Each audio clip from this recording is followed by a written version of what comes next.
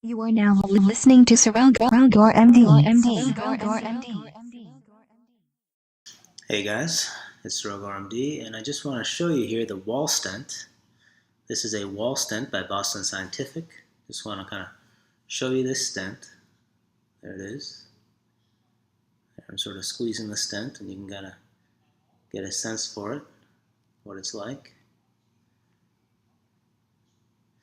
So what is this? This is the Wallstent. This is a bare metal stent. It's made out of alloy, which is an alloy. The original idea for this exact stent dates back to about 1986. That's the year I was born, so that makes this stent about 30 years old. Okay, lots of experience using this stent out there in the literature. One thing about this stent, it's available in a wide variety of diameters and lengths. It's one of the few stents that's available in diameters greater than 16 millimeters, which makes it a very good choice for venous reconstruction in the iliacs and the IVC, where you're going to need diameters about that size or larger. It has pretty decent radial force. It has this tendency to elongate, so here I'm kind of squeezing the stent down. So this is kind of about what it would look like in the collapsed state when it's in the delivery catheter. All right, so when it's in the delivery catheter, it has to be as small as possible in order to have a small profile to travel through the vein. So this is what it's like in the delivery catheter, and you can see when it opens up to its nominal size, there's quite a degree of what's called foreshortening. That's the stent basically getting shorter. So if you have this positioned in the catheter and you're looking on fluoro and you're thinking that the stent is going to extend this far, you have to account for the fact that it's going to foreshorten. So this is important because if you're trying to land this accurately at a stenosis, if you don't account for that, then you might misplace the stent.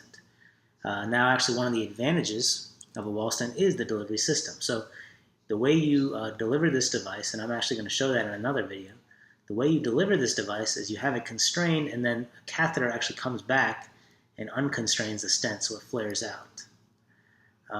One of the major advantages of this stent is that you can deploy up to about 80% of the stent and still change your mind, reconstrain the stent, and then move the stent and then redeploy it.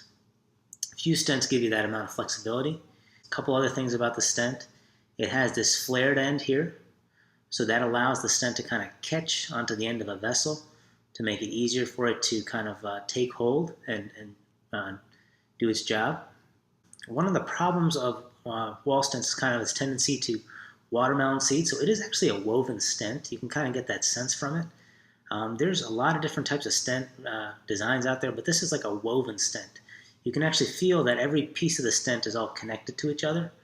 So one of the problems with this is that if there's a place of really high compression and you're deploying the stent can build up tension. You can see how by flexing one end of the stent, I kind of create tension in another aspect of the stent. And if I'm trying to land this accurately and there's really tight stenosis, there's actually a small chance that the stent gets squeezed and then actually pops off the stenosis and then go off free. Now you can of course plan for that. You can do some maneuvers to kind of mitigate the effect of that. One thing to do is to get through and through access so that if the stent does come off where you want it to be, you still have control of the stent, but that's something to know. It's a really flexible stent. You can sort of see how it takes on a lot of different contours. It can take on a gentle curve.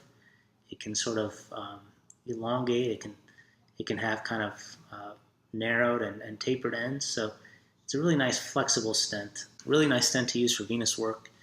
Nice deployment model. I'm actually going to show you how to deploy this stent in a future video. So that's the Wallstent.